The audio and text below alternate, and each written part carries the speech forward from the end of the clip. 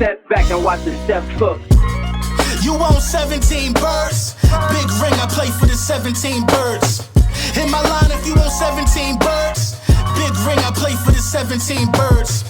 I know a guy if you want 17 birds. Big ring, I play for the 17 birds. I know a guy if you want 17 birds. Big ring, I play for the 17 birds. Yeah, I'm from the 17. Yes, sir. Yes, sir. Yes, sir. Yeah.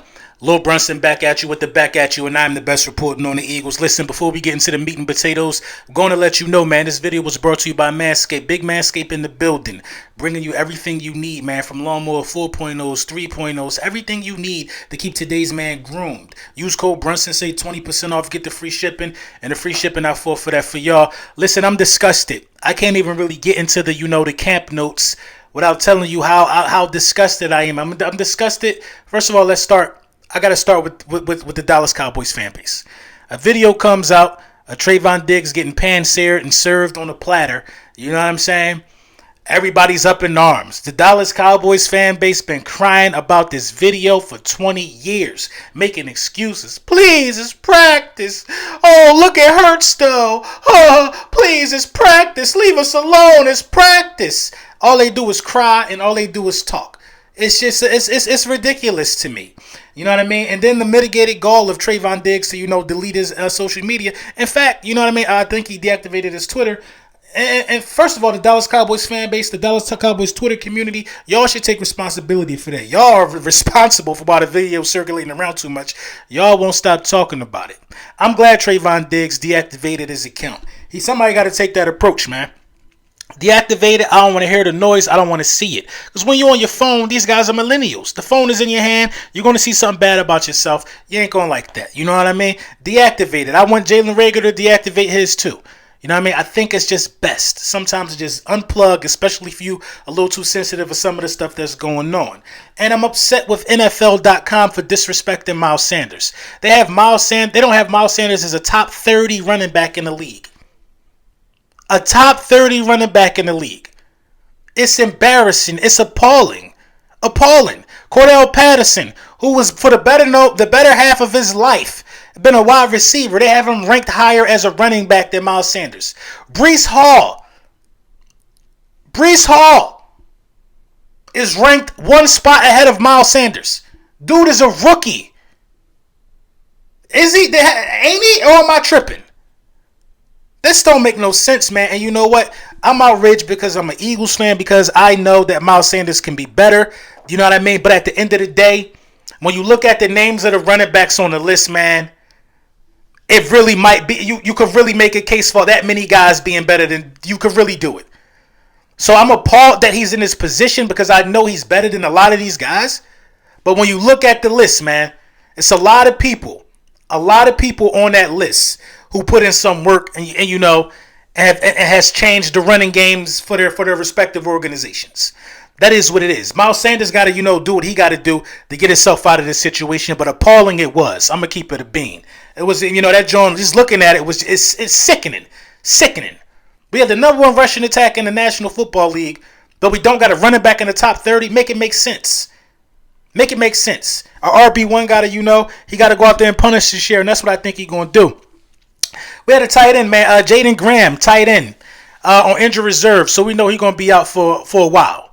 You know what I mean? He's going to be out for a while, and this is making Howie Roseman look genius, low-key, in my opinion. You know what I mean? Howie Roseman converted Arcega-Whiteside into a tight end, and he really could possibly make this roster. You just had to bring back Richard Rodgers, for God's sakes. Arcega-Whiteside could really make this roster. He got a strong case. I've been saying it all offseason.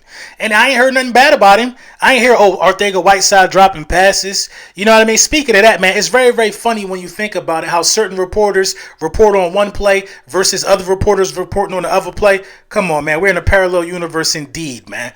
Indeed, we're in a parallel universe. But I haven't heard anything bad about, Arcega-Whiteside. I haven't. So, that makes me feel real positive about him. Boston Scott, I think this happened today. Boston Scott actually collided with Marcus Epps. I don't know if it was a hit. I didn't get that much information on it. But he also had I think concussion-like symptoms or something like that. So, he had to move out of the way. And I think that gave a little room for, Jason Huntley. He went out there and did some great things today. So, listen, man, let's get it. But let's talk about it, man. Let's talk about these camp notes, man. The 7th installment of camp. Let's see what's really going on, for camp. Like the majority of the plays that people like to talk about. With Devontae Smith out today with growing issues, the Eagles' first-team wide receivers were Zach Pascal, Quez Watkins, and A.J. Brown. However, Rager and Covey were occasionally rotated, and that makes sense. And you know what? That's a Sirianni move. That's a Nick Sirianni move. You know what I mean? Pascal was a guy that you obviously probably lobbied for because the time you guys spent in Indianapolis.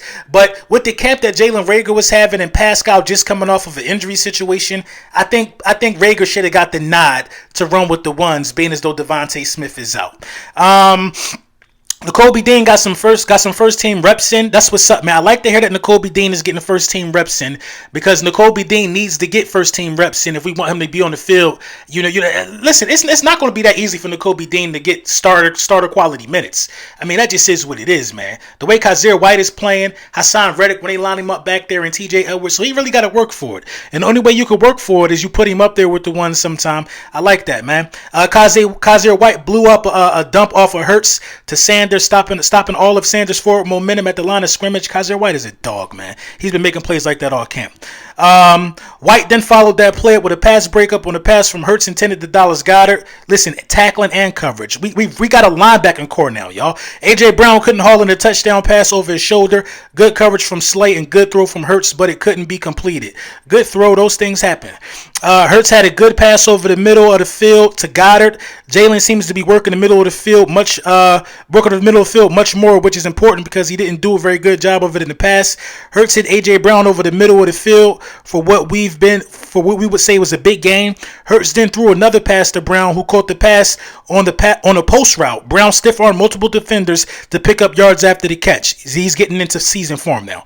Hurts underthrew Quez Watkins deep on the sideline, which was then picked off by Darius Slay. Slay was falling back while intercepting the pass. However, some beat reporters also said that this was just a good play by Slay, though. So who knows? I'm not here to make any declaration. And where I get my notes from, I'm glad that he cleared that up. Because that's the controversy that we're dealing with from practice today, is that play to Quez Watkins, you got some guys saying it was overthrown, and it's the same guys that always rag on Hurts, and you got some guys saying that it was a great play by Darius Slay. You just need people that's going to go out there and keep it a bean. Trust me, we're going to get out there soon, y'all. We're going to get out there. Jalen Rager had one of the best catches in training camp. Jumped up for the ball on the sideline and made the catch. Helmet came off at the end of the play, too. Hurts was rolling to his left when Jordan Davis came running full speed at him and had to throw the ball away. Reminder, Jordan Davis is 6'6", 336 pounds. He should not be moving like that. Wow. Josh Jobe had two nice pass breakups, one on John Hightower and the other one on Deion Kane. Josh Jobe is undrafted free agent from, I want to say Alabama. I thought he was a cornerback, but it's glad to see he's getting some safety reps. Jason Huntley broke off a nice run, stiffed-armed the defender, and got the offense fired up. So that's what I'm talking about, man. Guys being out and guys being able to step up. The Philadelphia Eagles have done that, in the past, and we continue to carry that trend on. So, you know what I mean? Those are the training camp notes for today, the 7th installment of training camp. You know what I mean? It seems like to me, by going off of these notes on a day-by-day or a training camp by training camp basis, that Jalen Hurts is definitely getting more comfortable. This defense is definitely getting more comfortable. You're hearing the same names when you're talking about people making plays now. You're hearing a lot of Kazir White. You're hearing a lot of stuff from the line. We didn't hear a lot of this from the linebacker room last time. You're hearing about A.J. Brown a lot. That's a number one wide receiver. You're hearing about Dallas Goedert with nice catches. That's a number one tight end. You're hearing about these guys stepping up, and that's what it takes. You're hearing Jordan Davis' name. You're hearing Nakobe Dean. We got to keep our stars in the limelight as possible, and the only way to do that is to get them on the field and get them rolling, man. Y'all know the vibes. Enjoy y'all weekend. Hug your family. Tell them you love them. All that good stuff. Lil Brunson Productions out.